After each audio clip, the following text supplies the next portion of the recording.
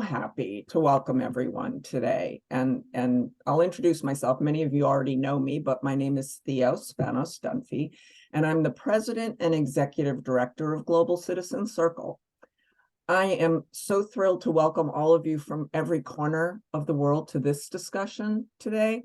And I'm really grateful to the many of you who promoted this circle within your own networks. And I really can't tell you how appreciative we are of your efforts to expand the circle of family that we call Global Citizen Circle.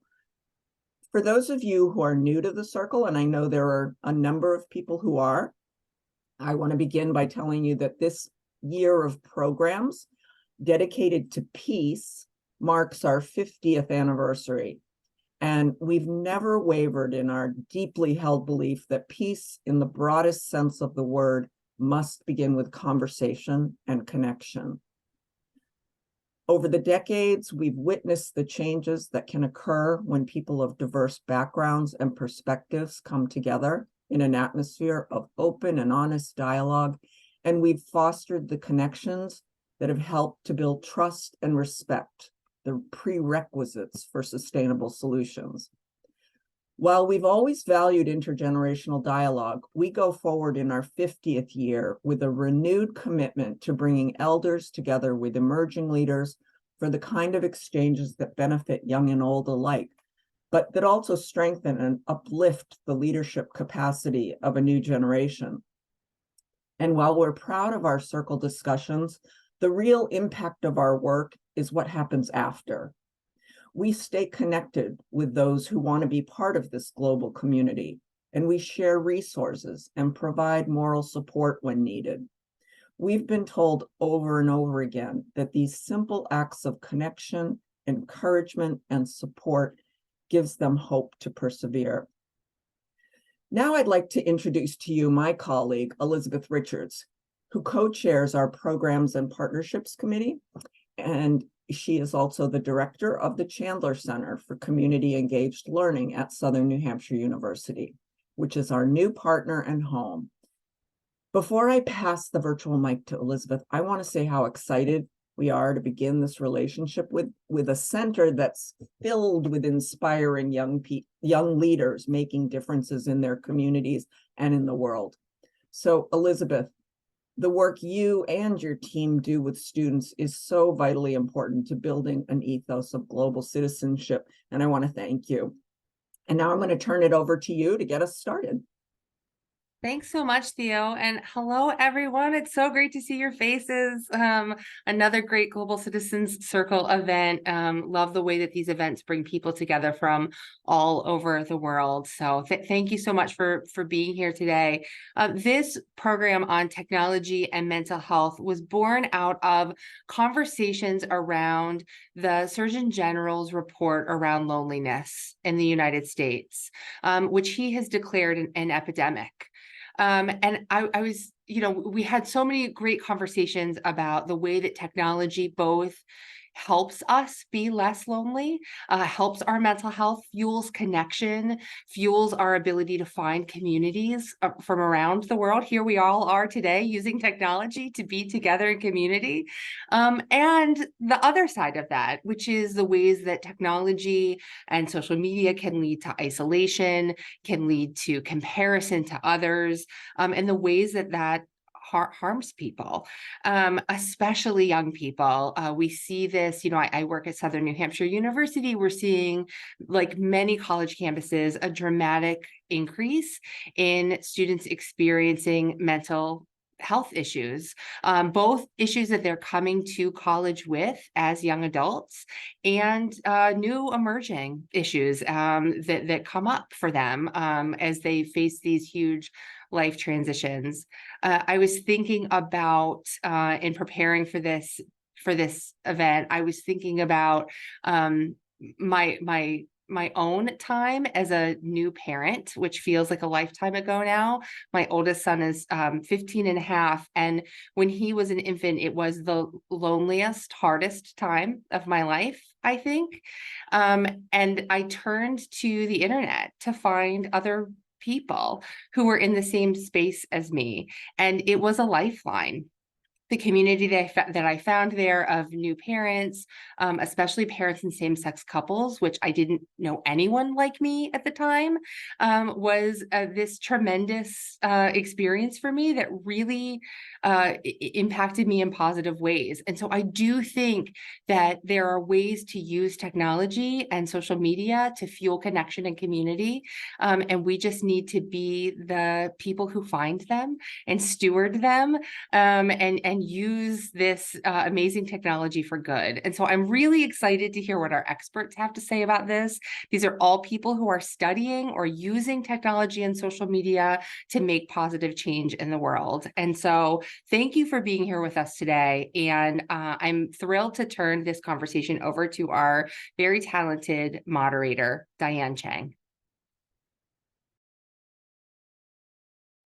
Thank you so much for the wonderful introduction, Elizabeth. Hi to everyone. I am so honored to be here with you and with all of the audience members from everywhere in the world. It looks like, as far as I can tell, we're here from at least 3 different continents, which is so cool. And thank you to Global Citizen Circle for bringing us all together and create this amazing holding space for us to talk about this topic today that I know can sometimes be really heavy, but I hope can also infuse us all with a lot of hope, especially since we are directly connecting here today and talking about the opportunities for technology to connect all of us together. Has spent my career building social and media products to empower people to connect in healthier and positive ways. And so this is a topic that's near and dear to my heart, having both seen the positive things that can come out of people connecting together, but then also the hardships that people sometimes experience as well. And so really looking forward to hearing from all of you and also from our brilliant discussion leaders who I'm sure you're eager to hear from. So without further ado, I'm going to very briefly introduce them and then start us all off with I'll ask the same question of each of our leaders so that we can get to know them a little bit more and then continue from there. So I'll first introduce Dr. Tanya Gamby, who is a clinical psychologist and a co-founder and the director of health and wellness at Human Systems.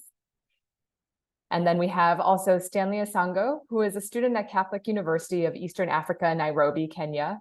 And he's also a 2023 alum of MCW Global. And this is where he developed his idea for helping his community via an Instagram account that he created called Mental Wave Connect.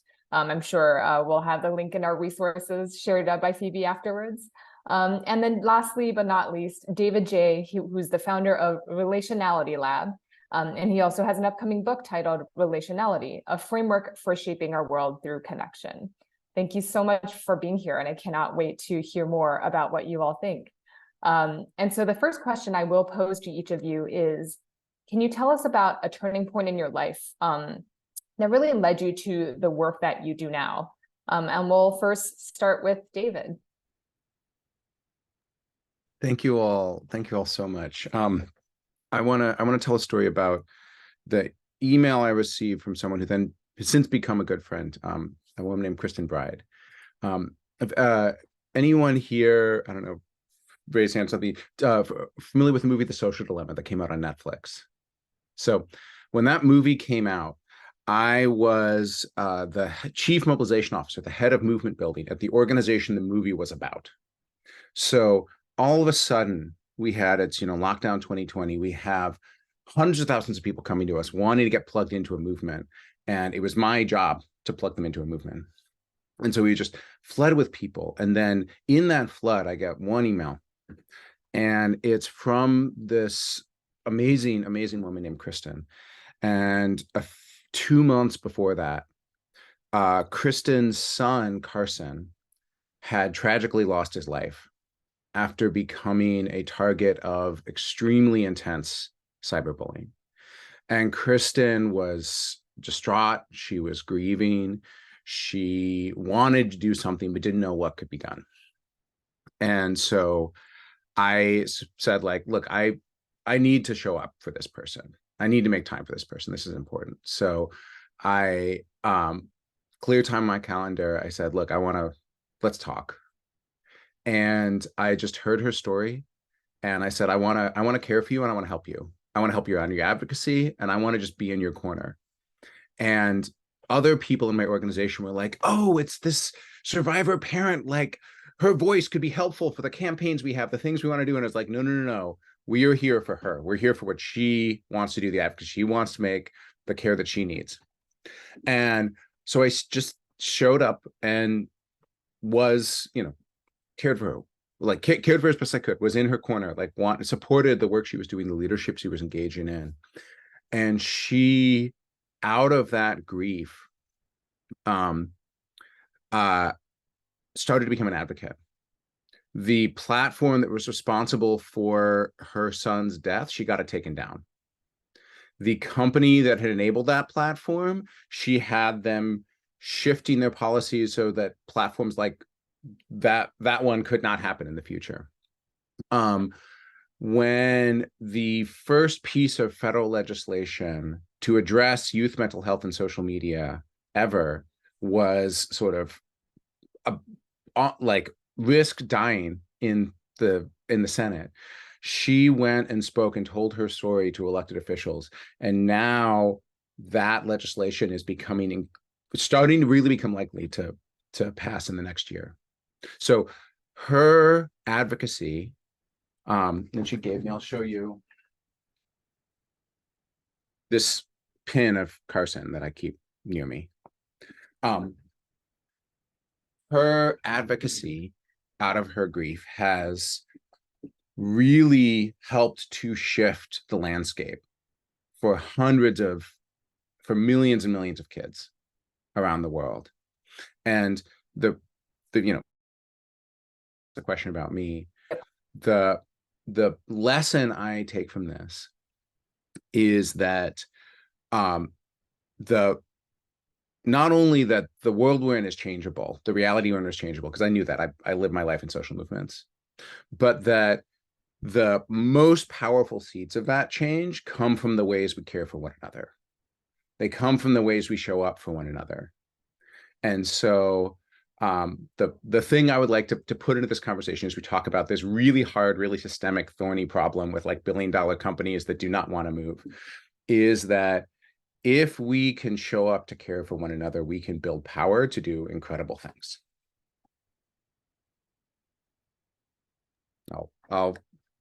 It would love, invite the sort of next person to answer the question. Yeah, that's so inspiring. Thank you for sharing, David. I absolutely love the message that you just shared of the importance of showing up for each other. How about Stanley? Why don't you go next? Please tell us about the event or a turning point or moment in your life that led you to the work that you're doing now. Okay, thank you, Diane. So for me, it was during the COVID-19 pandemic where a profound self-awareness took root within me, because it was during the lockdown where I'd say, quote unquote, we would face our demons. Like we didn't have things going on in our lives that would distract us from the things that were happening within. And what became undeniably clear was the influence of unresolved trauma and academic pressure, and how they silently impacted the life decisions I made. And I had to put, also considering Kenya on the levels of mental health awareness being on the minimal scale, I had to put hundreds of thousands of other youths from Kenya in that position where I was, where they had these unconscious problems going on, and they're in a stage of their lives where they have to make these critical decisions that will impact their future lives. And if these decisions are made along the lines of unsolved trauma and academic pressure, then this will create a negative ripple effect for future generations to come, and also to themselves also. And so having this in mind, I made it my quest or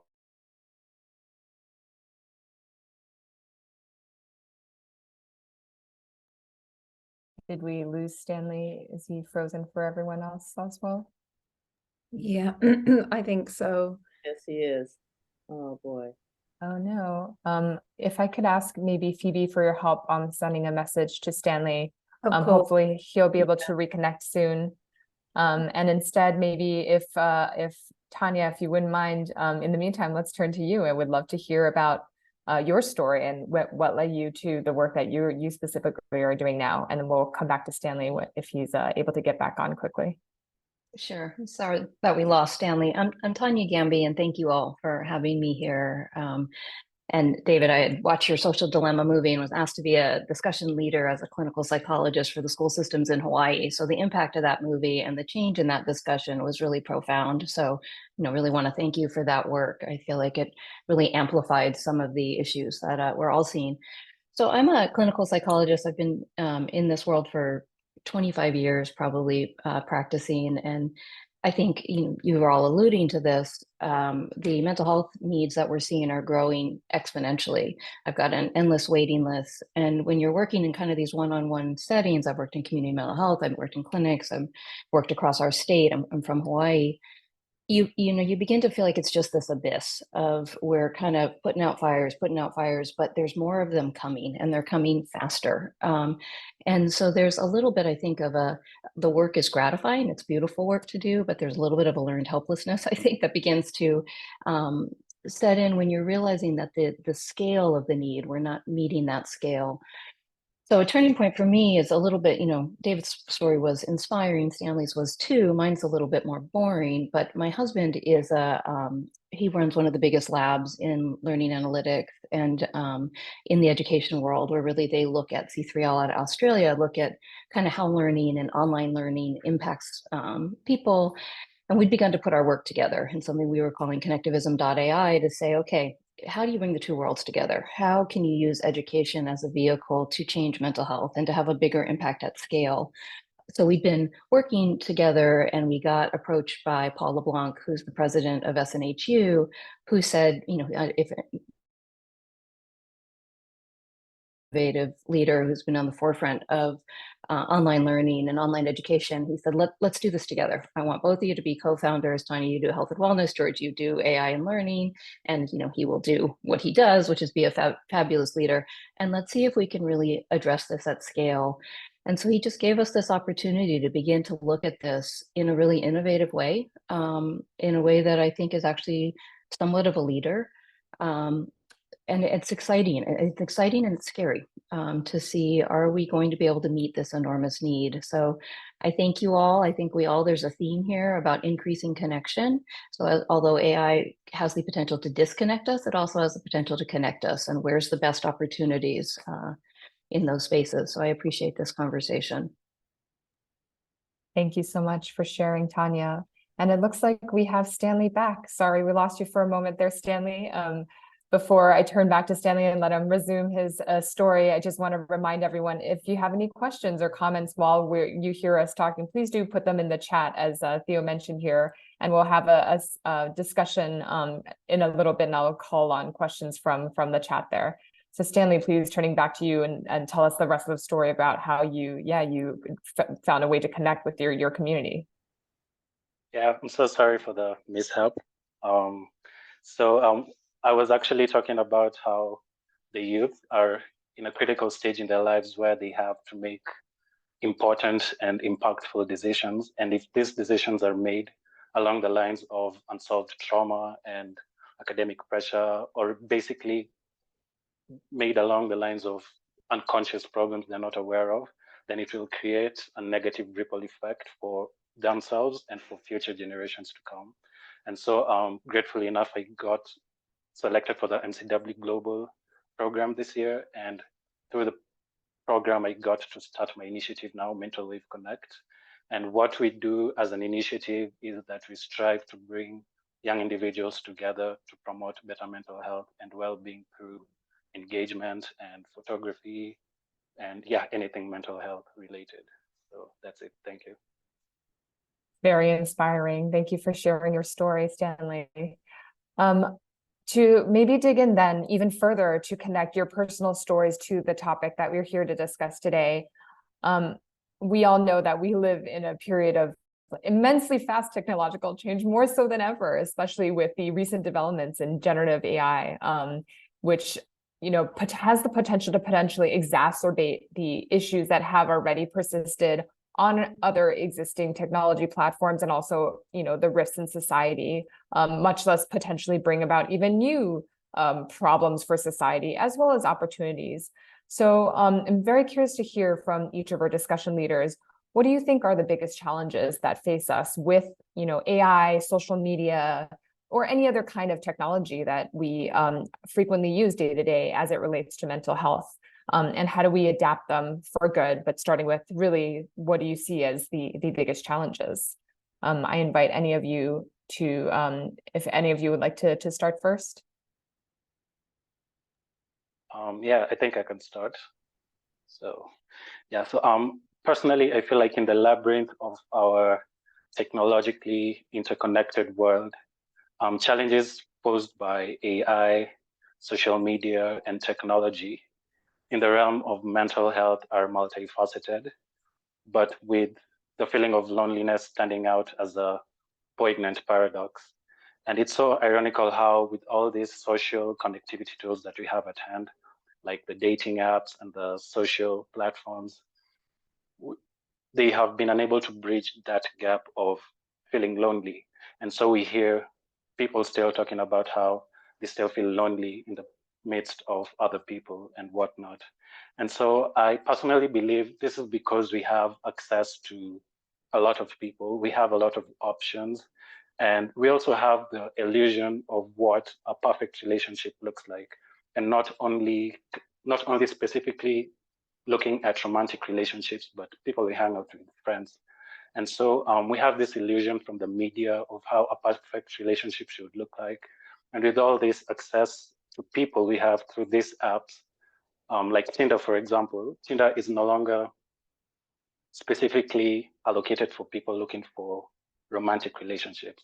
We also have the options of looking for friends. And this is also categorical in the sense that you get to select someone according to your music genre, or I don't know, your favorite artist. Still, you'll find this connection and this lack of connection and the ability to form connection with other people becomes a casualty. And this unrealistic expectation leave us perpetually yearning for more, and which also makes us unable to savor the richness of the current relationships we have. And not only focusing on the options and the access to people we have, technology has also brought out,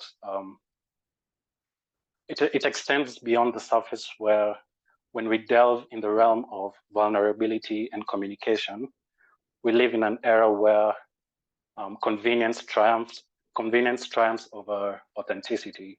And so instead of us having to break up with our partners through face-to-face, we end up generating a text through AI, ChatGPT, and like tell us what to do.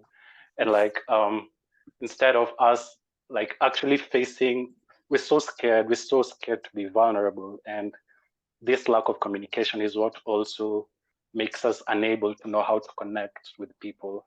And so on how we can adapt, I feel like we should reevaluate our relationships with technology and define our parameters of connection.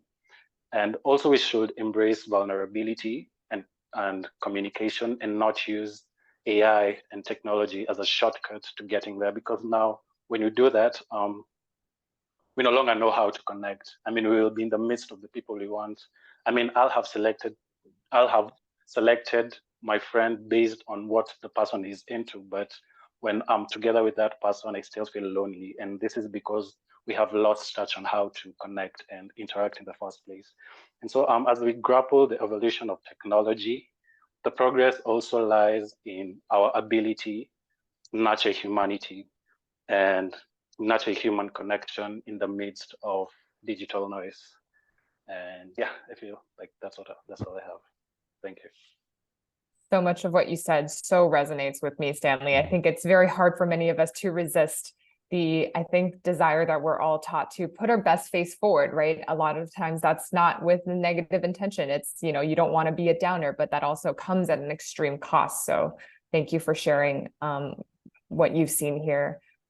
Maybe Tanya, I would love to also hear your thoughts on, what are the biggest challenges facing us, and especially young people, when it comes to technology and mental health.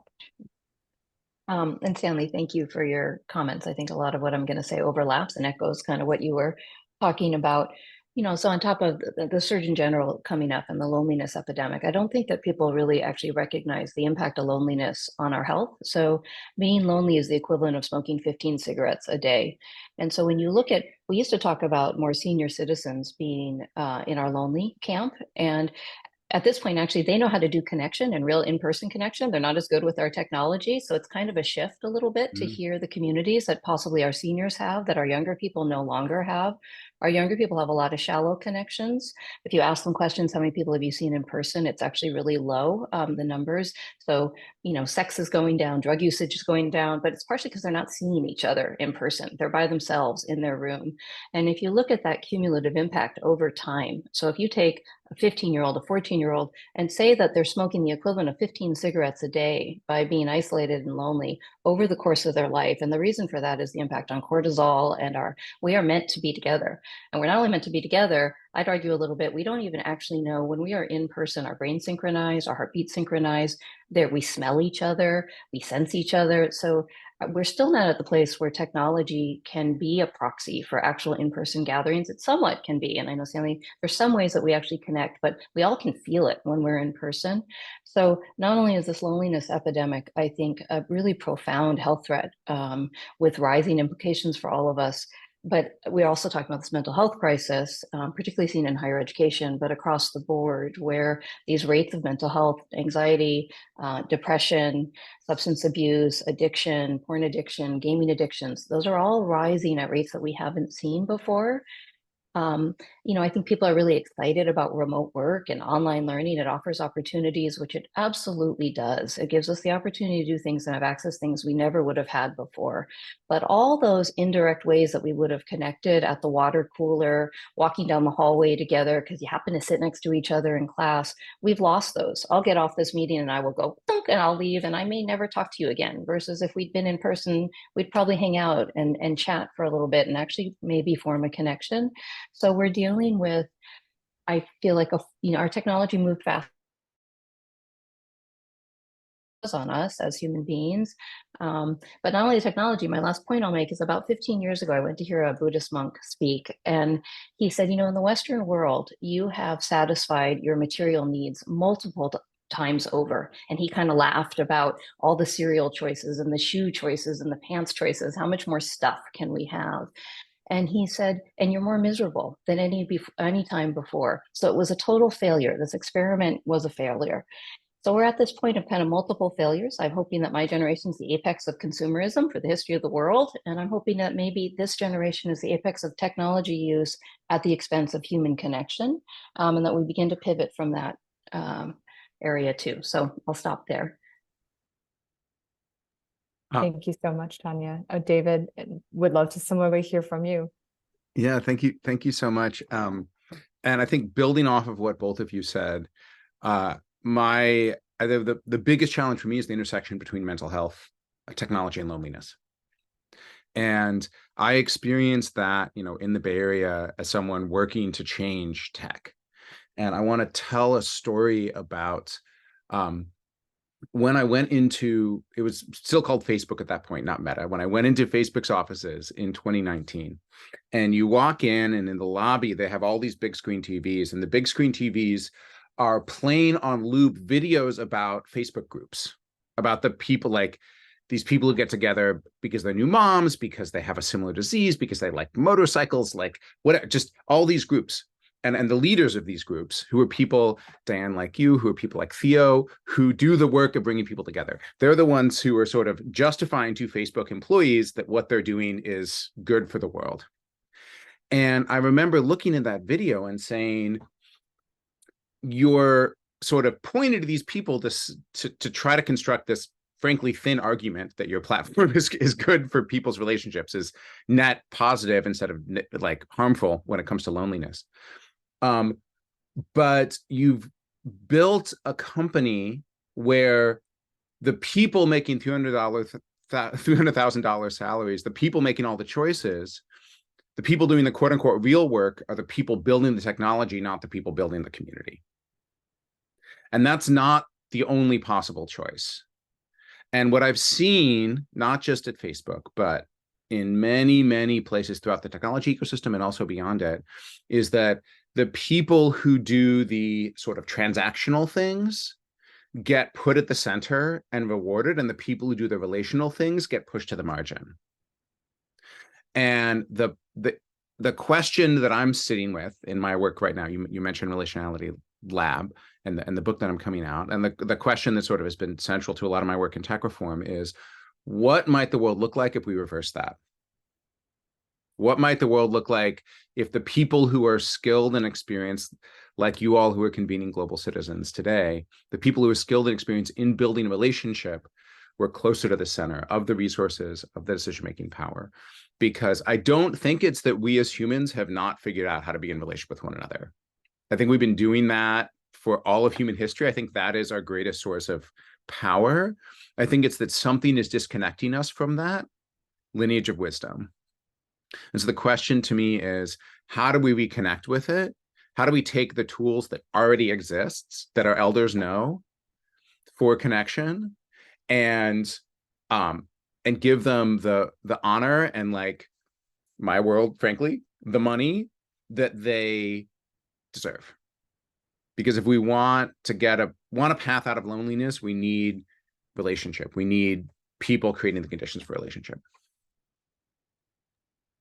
Absolutely. That's so fascinating that a lot of the aspects of sort of adapting, and as you know, Tanya referenced, we haven't been able to catch up with the pace of change in technology. A lot of this is human behavior.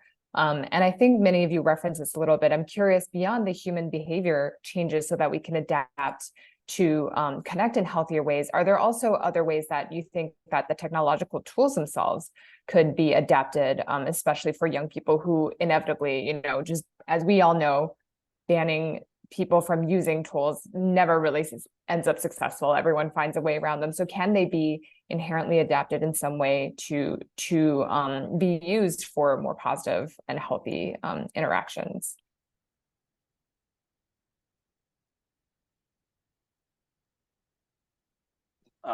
I think I'll go first for this question. So like my initiative is purely based off of social media. And okay, the content I have for my Instagram handles for my initiative is people talking about mental health, people giving positive affirmations on how to take care of their mental health and so on. And so we also see many digital platforms and social media handles specifically designated for mental health. And they do this in various ways, like photography, poetry, music, films, and so forth. And so I personally believe that we can use technology itself to counter the effects that come with technology when dealing with mental health. Yeah. Yeah, absolutely. Tanya or David, if either of you also have thoughts on this.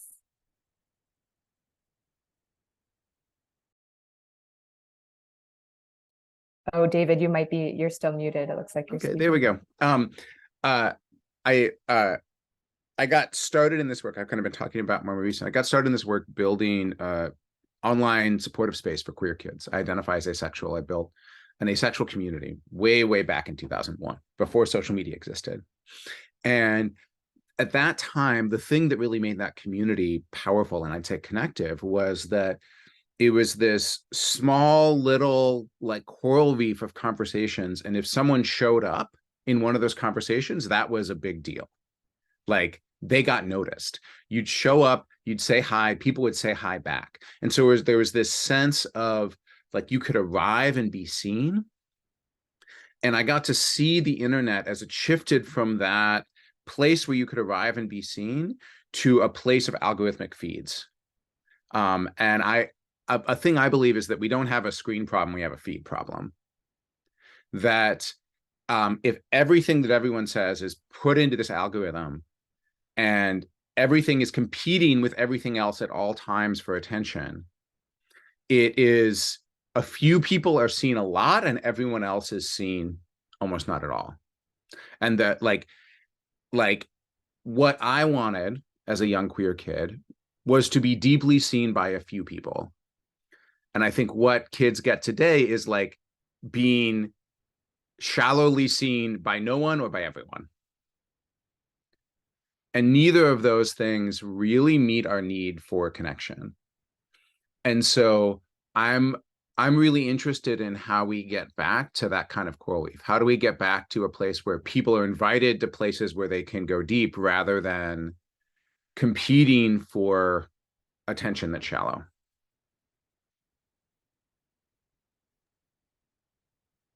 I love that. And Tanya, building on that, then curious to hear if you think, the tools are fundamentally part of, unfortunately, this apex of consumerism, and we should adapt mainly the human tactics to build upon and deepen those connections, or if there is any way that the technology can facilitate with us building careful guardrails in or being cautious about how to use them. Yeah, it's a great question. So I think, and I see it kind of coming up in the chat too, some of the opportunities I think as a healthcare professional that I see is healthcare works in silos up till this point. So you go to your cardiologist, you go to your GP, but it's as if they're all different specialties. And I have a chronic health condition that took almost 50 years for people to figure out, because everybody got pieces of it, but nobody looked at the whole thing. AI really has the opportunity to kind of look across silos and see everything in a certain way, as scary as that might be, but really can help medicine begin to connect pieces. It can help psychologists. It's as if we could disconnect the brain from the rest of the body. I see people that should have their thyroid checked, who need to have a full blood panel checked to see why they're tired. It may not be depression. And we don't do those. We don't connect enough. Insurance doesn't pay us to do it that way. It takes extra time. So we have some real problems. Sometimes I say that I feel like I'm doing psychology in the time of leeches. Like there's some real gaps in the way that we provide care, and some of our best practices don't get implemented. So, and in a way that I'm excited is actually, if you look at the opportunities for AI to connect these silos and for having us look at the bigger picture, be able to see people in their entirety, be able to look up somebody who might have a rare disease or some sort of unusual set of symptoms and tell us what it is, right? That you get this expertise in the room that we don't always have. I think that's a really exciting opportunity. If you look at some of the diagnostic potential for AI, it's profound. So if they're using big data and machine learning to look at patterns just from speech patterns, Instagram pictures that people post, they're able to diagnose depression before people even know they're depressed. These algorithms, which are able to come up and predict suicide. One of the studies I just saw is predicted completed suicides at 80% accuracy. Clinicians are at about 50%, which is almost at chance. So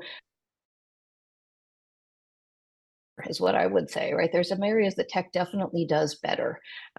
We take classes in cultural sensitivity, but it's really hard to really be proficient in cultural sensitivity across the wealth of cultural experiences in the world. AI in a certain way could be much more trained to know some of the nuances of different cultures. So I do see some pretty enormous opportunities in healthcare if we use it right, and in mental health. I think David's point of this need to be deeply seen. I love that word. We all want to be deeply seen, I think, and deeply known. I absolutely agree. We're known in shallow ways. Our voices get amplified sometimes for things that we maybe would have said, to our friends, and we didn't mean for it to go viral, or you did mean for it to. Almost the worst of ourselves gets amplified in a certain way. It's not the best of ourselves. And Stanley, I heard you talk about vulnerability, and those don't tend to be sometimes, but where we go viral. So I do see some opportunities in terms of diagnosis, in terms of cultural sensitivity, access to care. There's a lot of technological, people talked about therapy apps and things that are out there that aren't fantastic yet. I think they may get better as we learn to use them better, but you have to keep people engaged. You have to keep people using them. It can't be, sometimes you look at it, I would argue that when we engage with technology, just technology, a digital app that's talking to us like a therapist, it can do some really beautiful things, but it's not as engaging as when you're sitting with a human. I don't think we feel the same accountability to our bots that are out there as we do to our humans. And so I think that's really interesting. If I get a nudge from my wearable, I ignore it. If my buddy calls me and was like, "Hey, do you exercise today? We said we were going to," I'd be like, let me get out there and do that. Right? There's a different level of accountability to our friends than to our bots. So I think we have an opportunity to diagnose better. We have an opportunity to personalize interventions to people using big data, using algorithms. Tanya does, same way Facebook sells to me, Google sells to me. As a mental health professional, I could say, well, looking at this pattern, Tanya does better when she X, Y, and Z, on a Tuesday in the morning, whatever it is that for me And in psychology, we know that people do better if you can personalize the interventions, and we don't do that enough. Even though we actually see them in person, we don't take the data. We're not looking at it as analytically as AI can. So really, in my mind, it's again, what can you do with both? How do we not lose the humans in the loop? And how do we take the best of what AI and technology can do and marry the two of them? And I think there's some exciting opportunities if we go fast enough. And I'm also deeply concerned that, like Facebook, like Google, the unintended consequences that you may not be anticipating when you start. I read Zuckerberg's manifesto years ago and was really inspired by it. So it was interesting. And then it comes around and we're seeing the impact of social media on our teenagers. So the unintended consequences, I think that we can't predict, plus the opportunities, it's going to be an interesting time, I think. Absolutely. Thank you for sharing all of your thoughts. At this moment, we'll invite more of the audience members to also join in on the discussion. And I'm going to first call on Ibrahim Bello. And just as a reminder for each of you, as I call on you, please share your name, where you're coming from, and please share your question directly. So Ibrahim, over to you, if you could unmute yourself.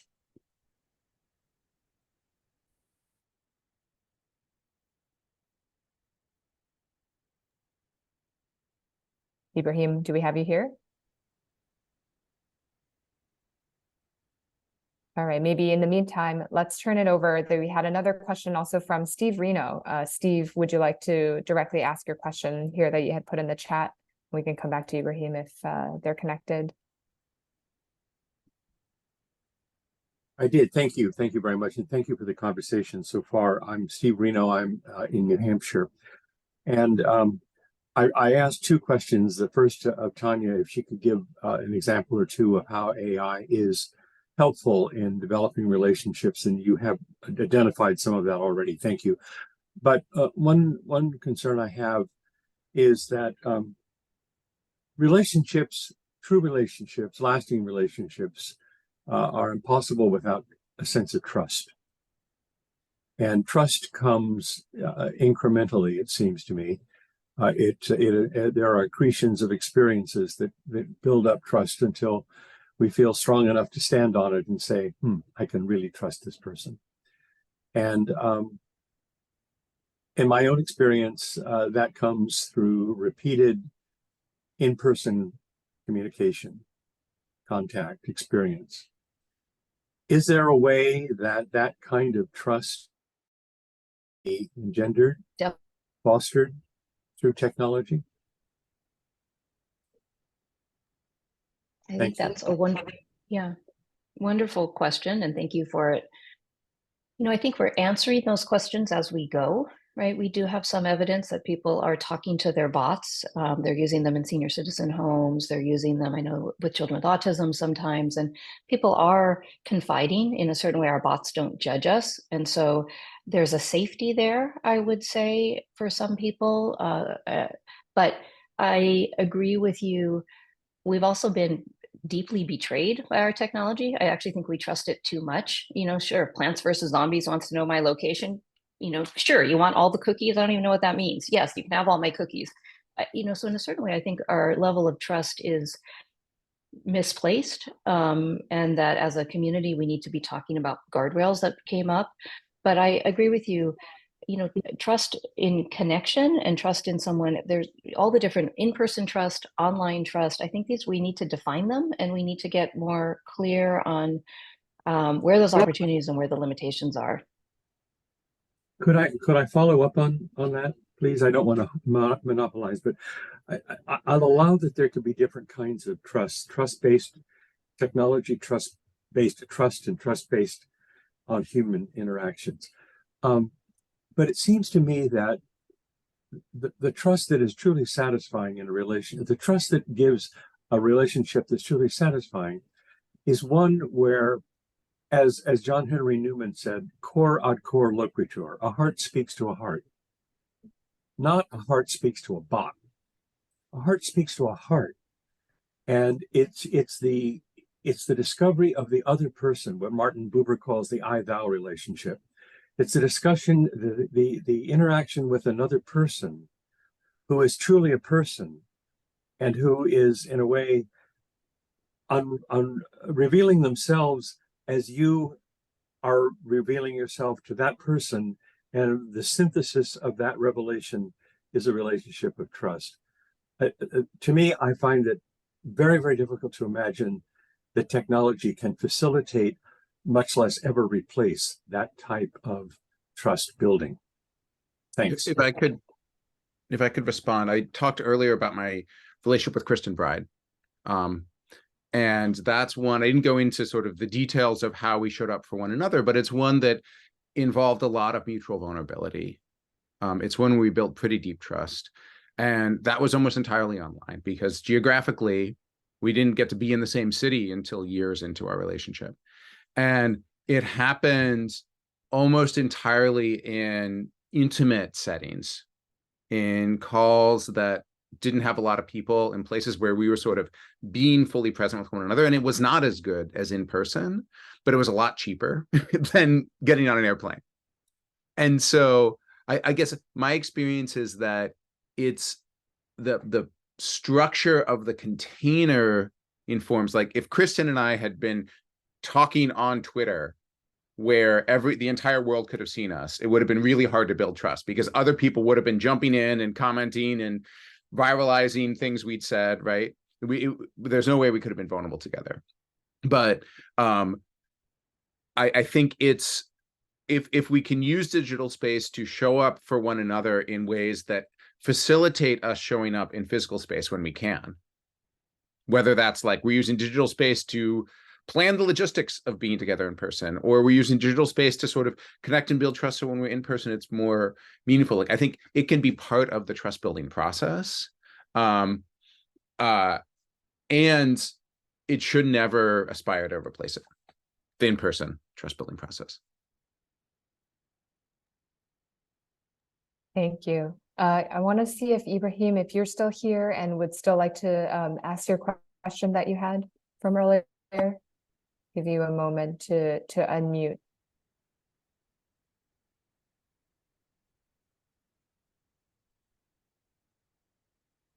All right, maybe we'll switch gears and we'll switch to the next person. And Ibrahim, please feel free to DM me if you'd still like to ask your question.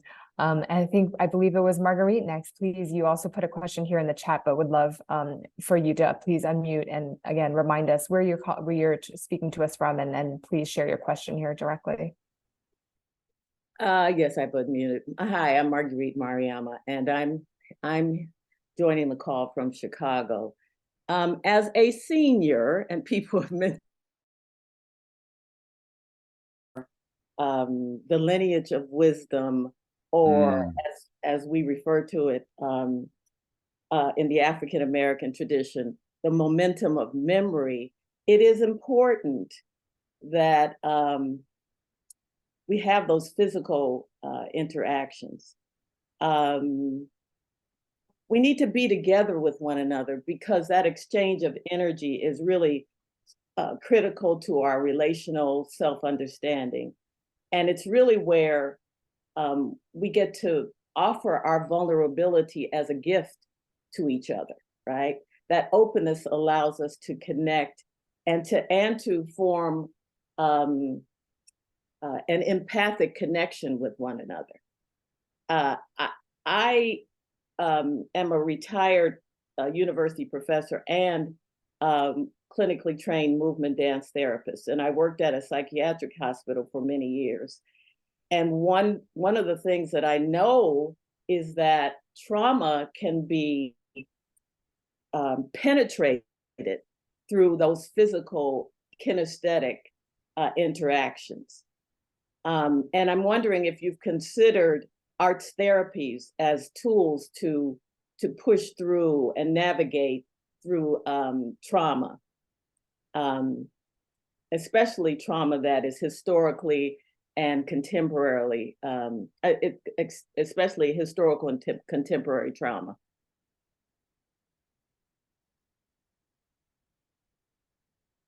Thank you. That's a fantastic question. Go ahead and chime in, any of the discussion leaders who'd like to take us on.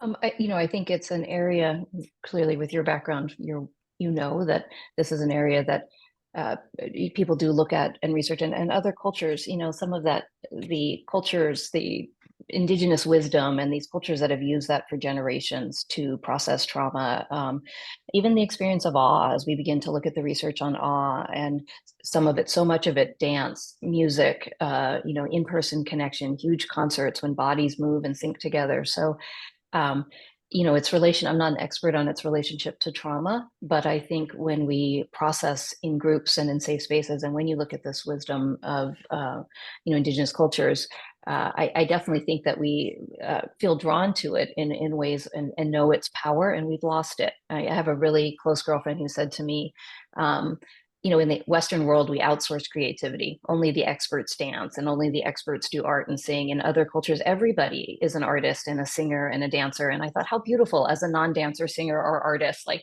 that means I could be part of this. So there's probably a hunger for it too that we may not even realize. So I think it's a beautiful question. I think, Stanley. Oh, what comes to mind is both since I live in sort of social movements, like that power of art, that power of creativity, that power of dance as such a critical piece of how people come together and build deep connection with one another in ways that transform their lives and also transform the world around them. It's been a thread that I've seen throughout so much of my work in the organizing that really is powerful. So I acknowledge it there. And I also see how that's co-opted. What comes to mind, the other thing that comes to mind is like TikTok started as an app called Musical.ly, which was an experiment in creating a experience of shared dance online. Like one person posts a video of themselves dancing, someone else dances the same music, you put those videos next to one another, you put them in a stream, it feels like you have a community dancing together. Like, isn't that a great, like, right? And you see how when that gets picked up by the systems of venture capital, by what I'd call a techno-chauvinistic culture and techno-colonial culture, it really gets twisted into something that's pretty harmful. And so I 100% acknowledge that power, and I have this sense of like, okay, let's make sure that power is doing the thing we want it to do. Yeah. Stanley, did you have something you also wanted to add here? Yeah. So I'm probably not an expert and whatnot, but when art therapy was mentioned, all I could think of is how people in like my generation, Gen Z, we are good at portraying art. We're good. I mean, we are artistic in a sense, and I've seen art pieces where they portray different mental health illnesses. Like there's an art on depression, there's an art piece on bipolar and whatnot, and so there's always this, I don't know if it's like a backward law or something, but if I am depressed, or if so this is now me speaking personally, and I get to hear someone else who's depressed, I tend to like feel less depressed to some extent. I mean, I don't get healed, but I feel okay in being in my condition because I am not alone. And so portraying these different mental illnesses in art form and people actually coming to see them can also contribute to making a positive change towards people's mental health illnesses. Yeah. Thank you for sharing that, Stanley. I've also observed this a lot in my work personally, and have heard and seen many stories of this, where people who maybe have experiences where society doesn't see them the way they view themselves, technology can sometimes give them the tools to show themselves and show the face that they want people to see, that reflects who they think they are and how they see themselves, and also provides the means for them to put that version of themselves forward. So it carries that opportunity to and to connect with others who may see themselves similarly, which I think is one of the ways that technology tools give me hope personally. And maybe related to this, speaking of people that experience bias and marginalization, We had a question from, I think it was Adrian Johnson, about the potential biases that our technologies might carry against marginalized community. Adrian, would you like to unmute yourself, tell us where you're speaking from and joining from, and share your specific question in greater detail? Hi, sorry to have my camera off. Thank you for picking up my question. And actually, I thought what you just said was quite interesting, because so my question is about, we know that there's bias built into AI. We know that already, and it is very dangerous. We see, even with the war that's going on at the moment, you see how dangerous and how quickly things can spill over in a very bad space if people are not well informed.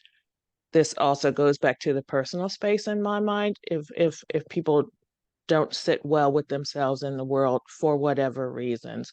So I think what you just said is interesting, because I hadn't thought of that aspect before, and I believe that AI could help.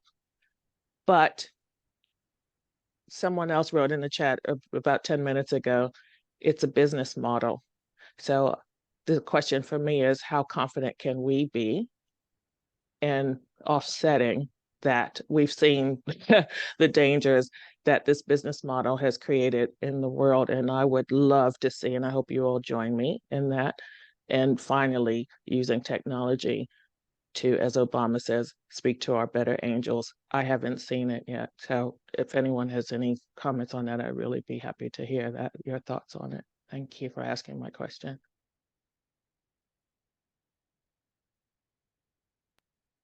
Yeah, discussion leaders. I see a lot of thoughts churning. Any of you feel like you'd like to take this question on first? Any examples you've seen or thoughts you have on how we bring about those better angels, given the very clear profit motive that the makers of the tools have, that sometimes contradict what's good for society and good for us?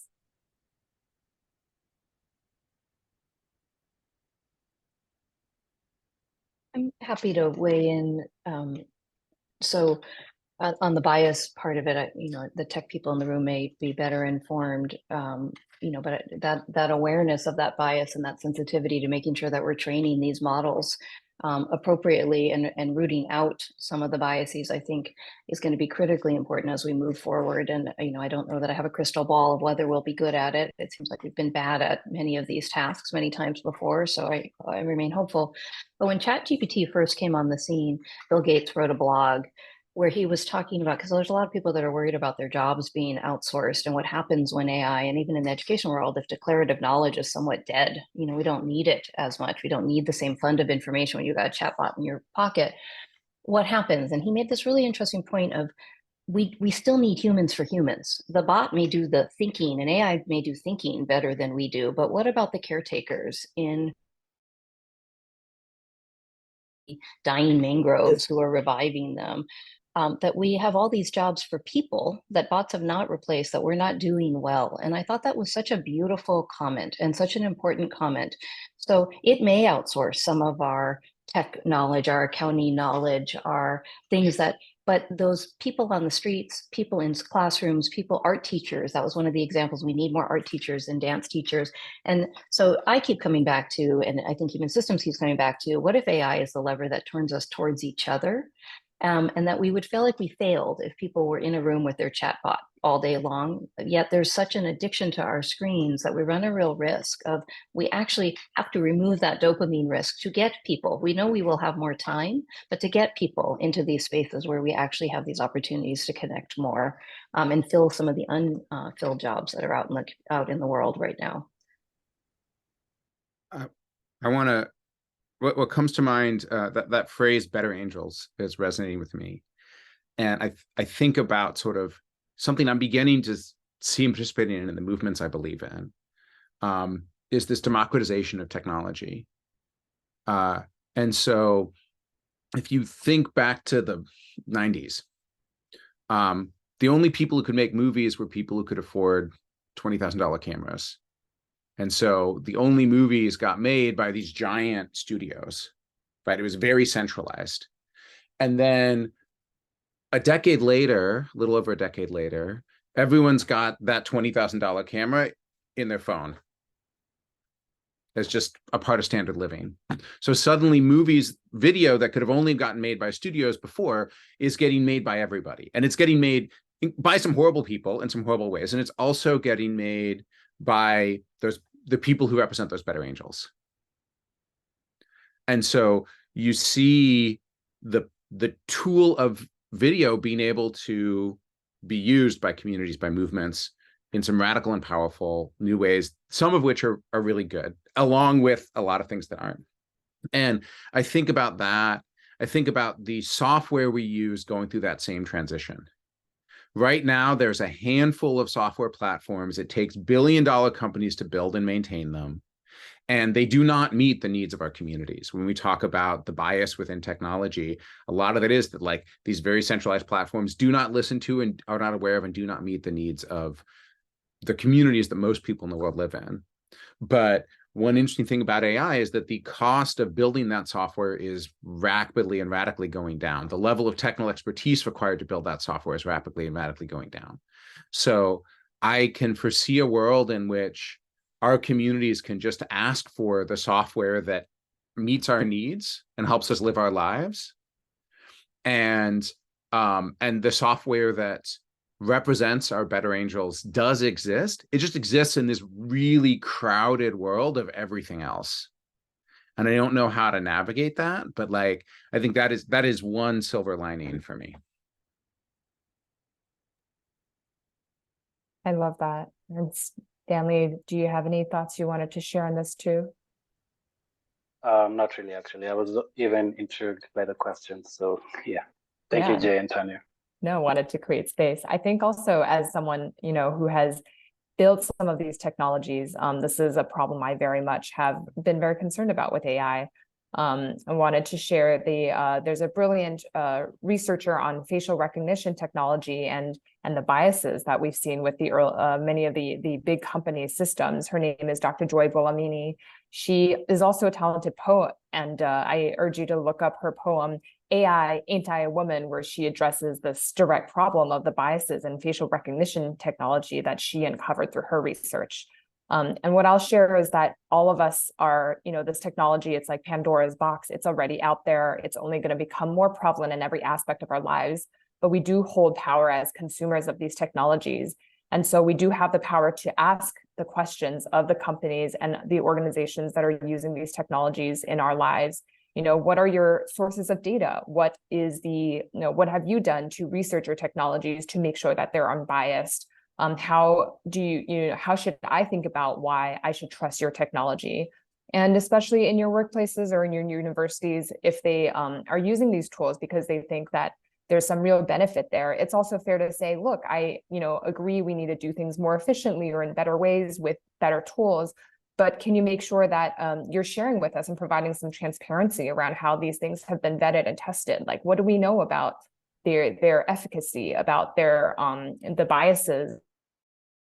Can they share this information? Can we opt out if they don't provide that information? So I would definitely urge us to think about ourselves as powerful consumers collectively in this regard.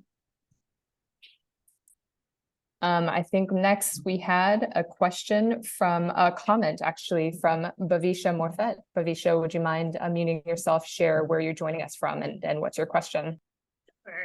Thank you very much. This is my first time participating in this session, and it's been fantastic. Thank you for facilitating. So I started my career in technology decades ago, and I remember as a young person feeling somewhat disheartened in that the push was always on revenue. We've alluded to this a little bit before. The push was so much on profit and generating revenue that it almost became an at all cost. It was part of the tech bubble where people stood to make a lot of money if we succeeded. And as much as that tech bubble doesn't exist, I'm feeling somewhat frustrated in the sense that government and industry hold so much power over the technology we consume, the technology that's released, the technology that we have access to. And then afterwards, you see, oh, maybe we should have regulated that. Maybe policies need to be put in place. Well, that's very difficult to do. So as a consumer, as an advocate, Are there groups out there that exist that perhaps we can align to ensure that, you know, consumers even have the knowledge to ask the questions, to be those powerful consumers, Diane, that you just alluded to? Where are they? Because I know in Canada, where I'm from, you have a very small voice if you're trying to ask questions, and it could potentially interfere with a revenue opportunity, or it doesn't push technology for revenue in the sense of that's what government wants to do. Innovation grows the economy. So if you're going to stand in the way of that, you're going to be shut down. So it's just, I think, yes, there's a lot of silver linings, but I think at this point, I'd love to hear what other countries, other people in the world are doing to mobilize those efforts so consumers can have a more powerful voice and have some transparency within industry and government.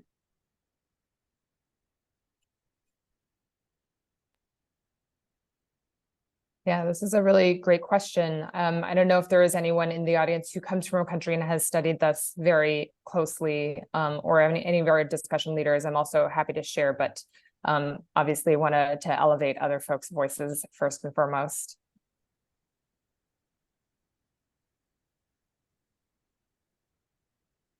I can chime in a little bit. I think, Bhavisha, a lot of this is really new, frankly. I think we're just starting to see the beginnings of understanding the problems and discussions also of the potential solutions. So I think this actually is a critical moment to start doing that organizing work. And the positive thing I will say that's different in terms of policymakers and powerful leaders understanding the potential risks of technology compared to how slow we were to understand this with social media is that they are engaging with the companies, with experts, academic experts as well, a lot earlier on, which I find very heartening. And there's been a lot more voices coming forth raising those concerns. And so I find that very heartening. But of course, all of this comes down to how do we collectively build power, and how do we convert that into very specific requests of our policymakers of these companies in order to see the change we want. Not sure if anyone would like to add any additional color here. A few things come to mind. One, especially related to the algorithmic bias issues you talked about, like building the capacity of our government to understand and regulate and demand comprehensibility of AI feels really important. The Platform Algorithm Transparency Act, PATA, is the legislation being considered federally that most does that I'm really intrigued by. Also say in terms of who's getting listened to and who's making change. You talked about academics and experts in the tech companies. I've seen a really important role for ex-insiders, people who've left the tech companies, who know how they work. Some of them are whistleblowers. Many of them are not violating their NDAs, but they're in groups like the Integrity Institute that sort of raise public awareness and inform policy discussions without being company lobbyists. But with that level of knowledge about how the companies operate, those voices are really critical. And then the other group I've seen is that because legislation is necessarily moving slowly, and we have the UK, there's a handful of places around the world where this regulation does exist and is getting implemented. The thing that's moving a little bit faster is litigation. We saw 48 attorneys general sue major social media companies recently about this issue of youth mental health. We've seen places like the Social Media Victims Law Center building case law and building precedent around litigation. And that risk of lawsuit is going to show up as an incentive to shift how these products are built before a regulatory scheme can get in place. And that's being driven by, everyday people who are experiencing harm. That's awesome. Thank you. I will look up that Integrity Institute because I think you have a unique perspective. I've worked within government. I've worked within technology industry. So I feel like there's so much more I could be doing. So I'm very interested in aligning with people who might have similar experiences. Thank you. Yeah, absolutely. I'm actually also a member of the Integrity Institute, a big fan. It's organization of people that work in this space. So definitely recommend looking up the materials that we publish that to share with the world what we learned from working in the industry. Great. But also encourage you to talk to people in your life. Yeah. Oh, go ahead, David. And one thing of one small point of clarity, I want to misrepresent my friends at the Integrity Institute. I mentioned whistleblowers and ex-insiders. The Integrity Institute does not include, it's not for whistleblowers, only for ex-insiders, but yeah. Yeah, thank you so much. And our friend Ibrahim was able to reconnect. I'm so sorry you have connectivity issues. I wanted to still give you the chance to ask your question. And as a reminder, please tell everyone your name, where you're joining us from, and then unmute and ask your question here.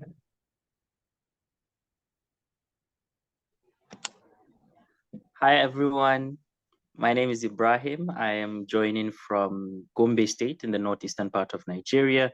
And it's wonderful to see all my friends, the people from Global Citizen Circle. It's so wonderful to join you all here today.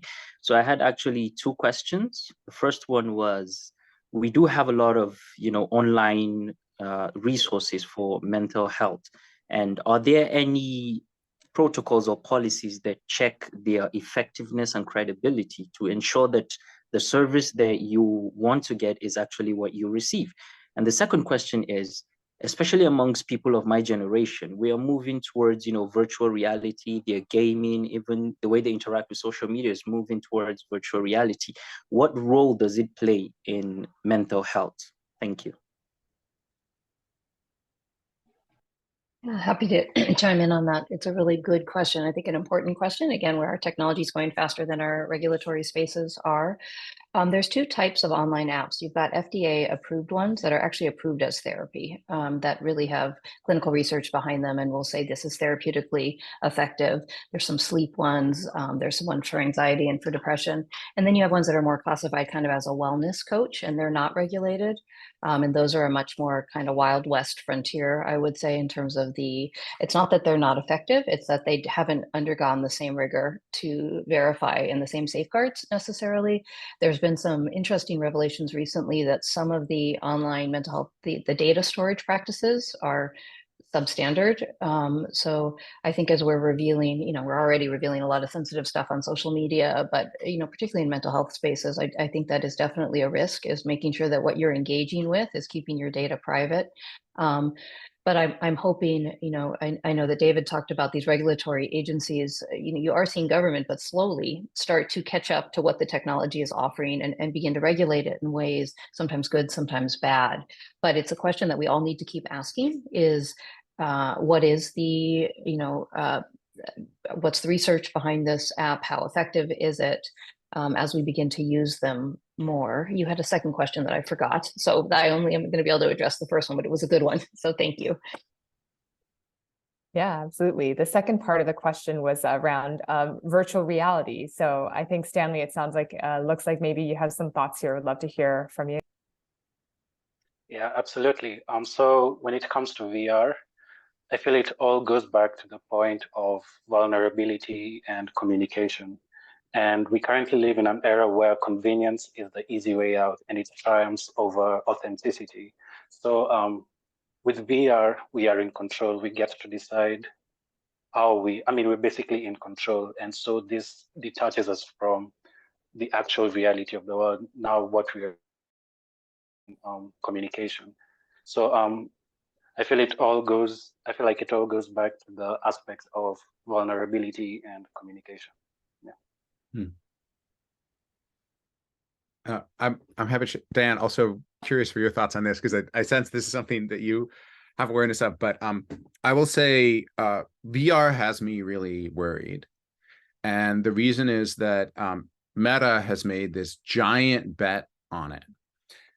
This giant bet that everyone's going to start wearing VR headsets around. And the place that bet paid off was with like teens and tweens.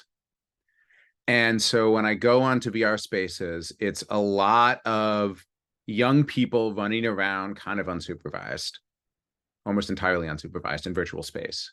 And in a virtual space that has a lot of threats that a service, what in integrity teams would call a service area, that is really unknown. So there's a lot of ways that young people could be harmed in VR. We don't really understand them. We don't really understand how to stop them. And what Meta is doing in order to not fail at this big bet is they are pushing their growth into younger and younger demographics. So we see these an effort recently to try to roll back some of the age restrictions that they've had on VR spaces. And what tends to this is getting internal politics. What tends to happen is when there's a big focus on growth like that, the integrity teams, the people in charge of understanding, mitigating bad stuff, are told to step down because it would get in the way of the product growth. So we're seeing a like aggressive push towards VR. My sense is, and I don't have perfect information on this, we're seeing an aggressive push towards VR with young people with a massive underinvestment of understanding the risk of harm to those young people. And so that has me like, I think that there are some possible uses of VR that could be really great. I do not think that's where most of the money is going and most of the sort of technical innovation is going. And so I have a lot of fear. I have a lot of like wish for things to slow down and for there to be focus on understanding those risks of harm. And the organization that I recommend, which disclosure, I'm also on the board of, there's an organization called Fair Play that is doing research on the potential harms of VR on youth mental health that might be good to track. I'm just going to quickly chime in too. There are some interesting applications for like exposure therapy for, you know, things that you can't do in person, airplane fears, phobias, right? With VR, there's some really scary applications. I think when you're looking, porn addiction is skyrocketing. And I really worry about younger people's, they're growing up with porn. And when you look at any sort of addiction, when you start it early, and all these addictions are in the same pathway, they're a dopamine rush, right? In the same pathway, and gaming addictions, you're really priming those pathways for a lifetime of addiction, particularly when you're starting early. VR is so much more immersive, whether you're in the gaming world, the porn world, that the impact for, my guess is the impact for addiction is much higher than and we're already in kind of scary waters. So I would second David's fear in that area. Yeah, we have a fantastic comment here from Dr. Marguerite Maruyama. I'm in the spirit of, because in the interest of time, I'll just briefly summarize and add to respond to David, add a brief comment. I think Marguerite asked, you know, is there a values question? What are our priorities as humans? What is most important to us? And I absolutely echo that and elevate this question. I think that's super foundational. The good thing with VR is I personally believe that these technologies are quite a few years off from being very widespread in the market, even though concerningly, there are a lot of young people already on these platforms.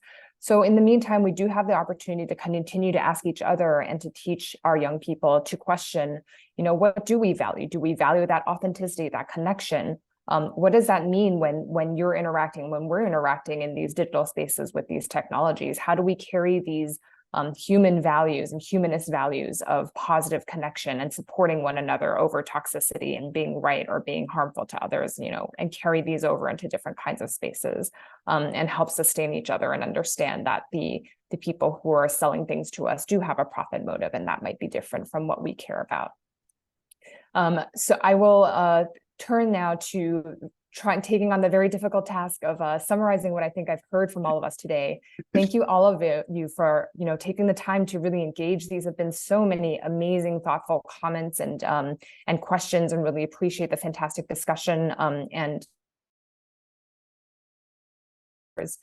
So I hope I do justice to some of the themes today that we can carry forth with us and continue the discussion both here and elsewhere and in our lives. With the people around us. So I think some of the themes we talked about today are, we collectively may face some challenges of loneliness, of authenticity, of sharing ourselves deeply to the world.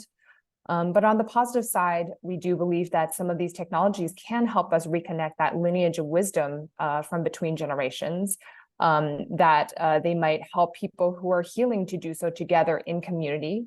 And also there is some potential for AI as very powerful tools to help improve medical diagnosis and to personalize some of the interventions that can actually help tackle these mental health challenges that people take on.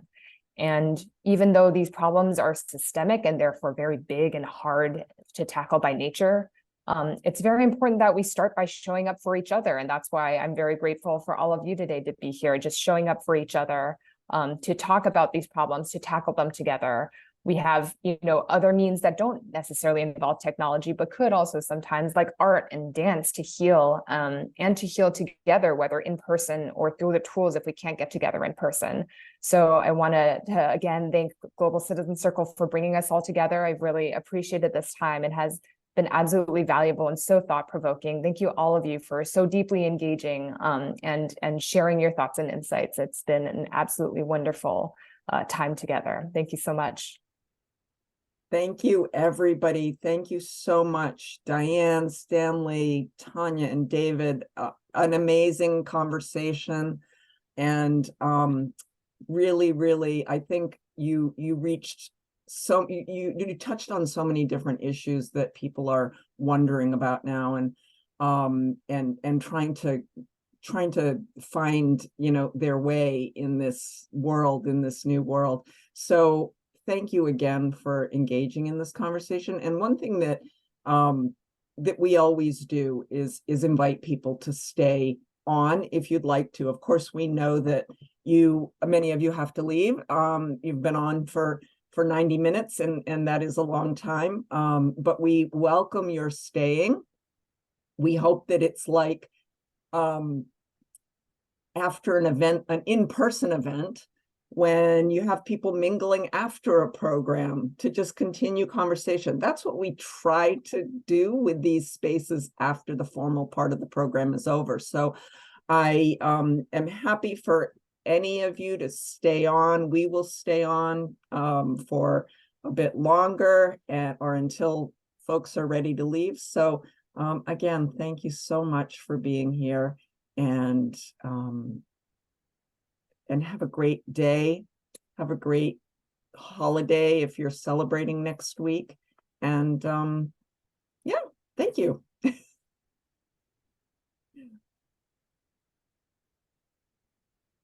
And I'm going to see here if I can. I feel like I'm pinned. Yeah, I don't want to be pinned anymore. I'm unpinning you. Sorry, I just said everybody spotlighted. There you go.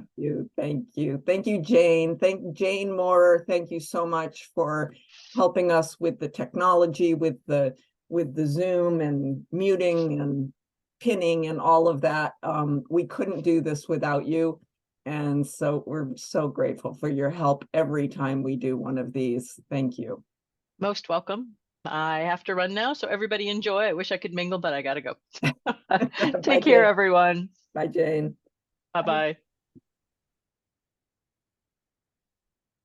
Anybody have more things to talk about or would like to stay and say anything else? I'd love to.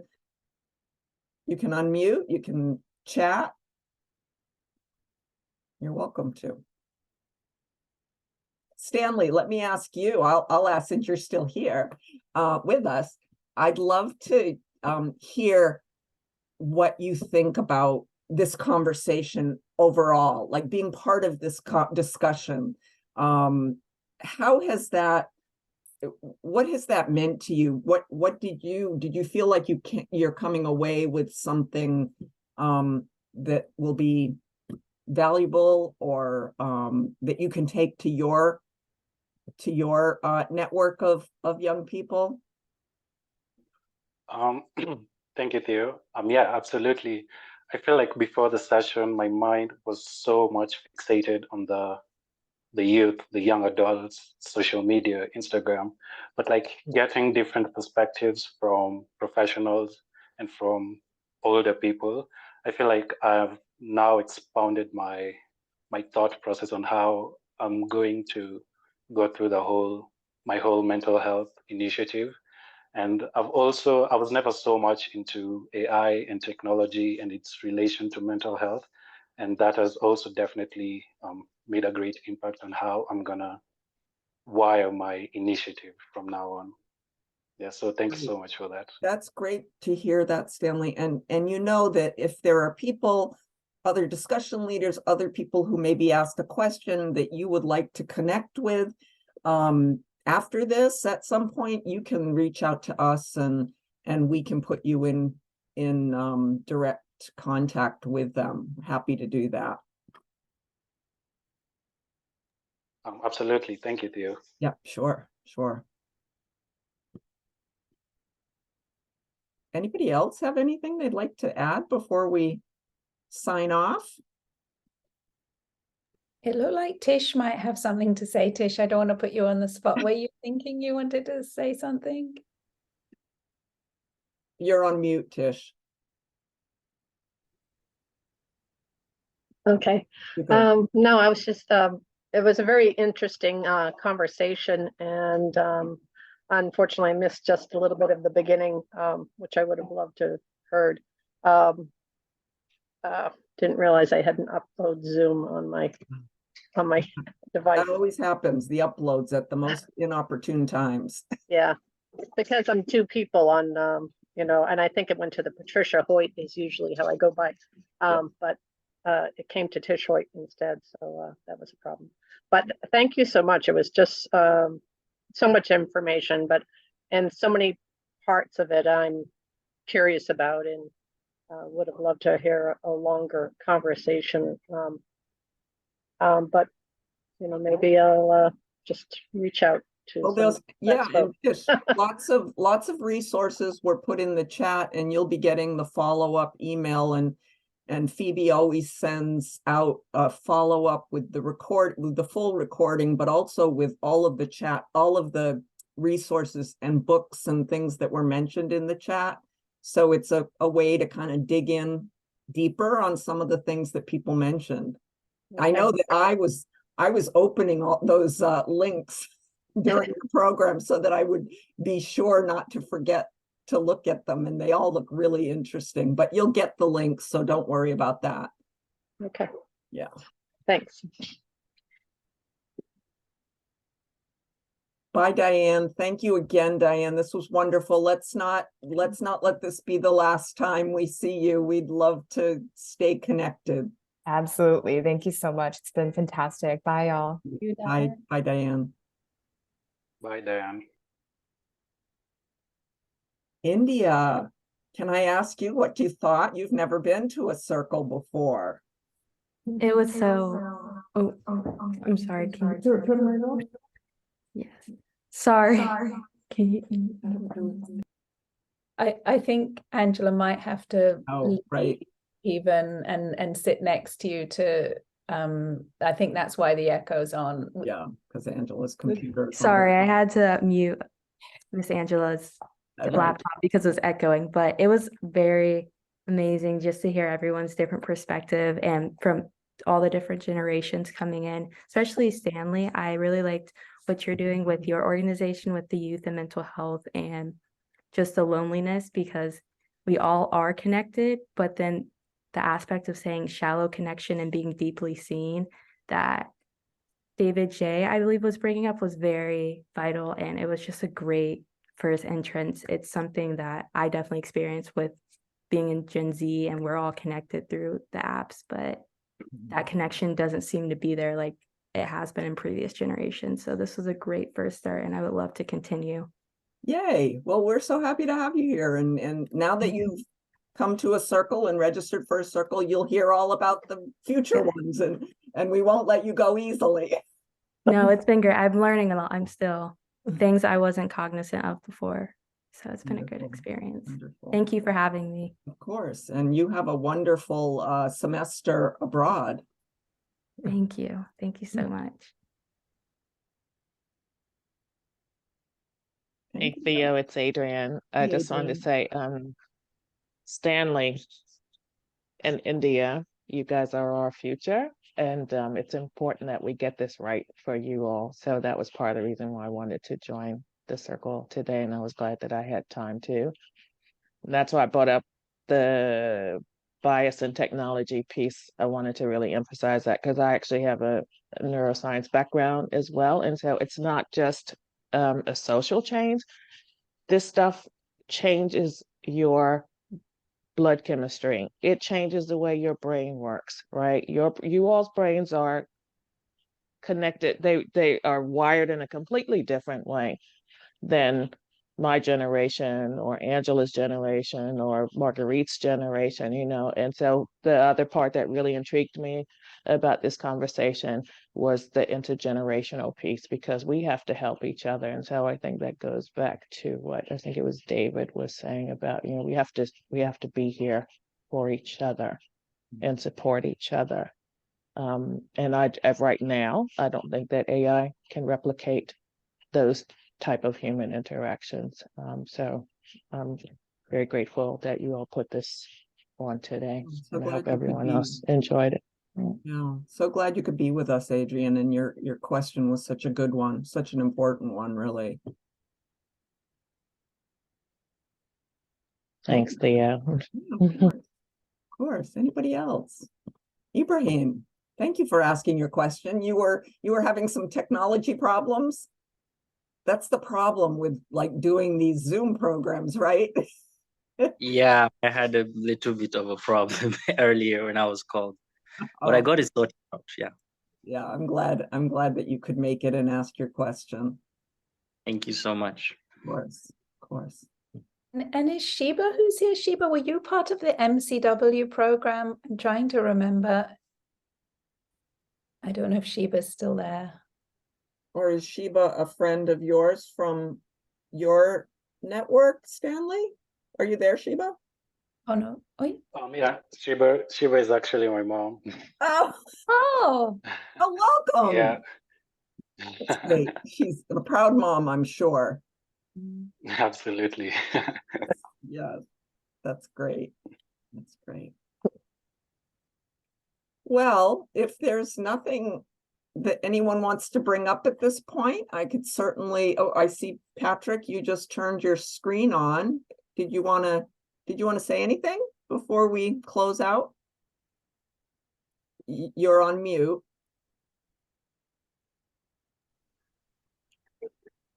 Okay, thank you so much. Of course. Yeah, it's great to have listened to the discourse, and especially on the aspect of connections, the discussions, and the aspect of building a very cohesive society, and the process of enhancing the strength of the youth and the new generations that are coming in preparation of this so-called leadership. I am a father to Stanley Thomas. And I love it.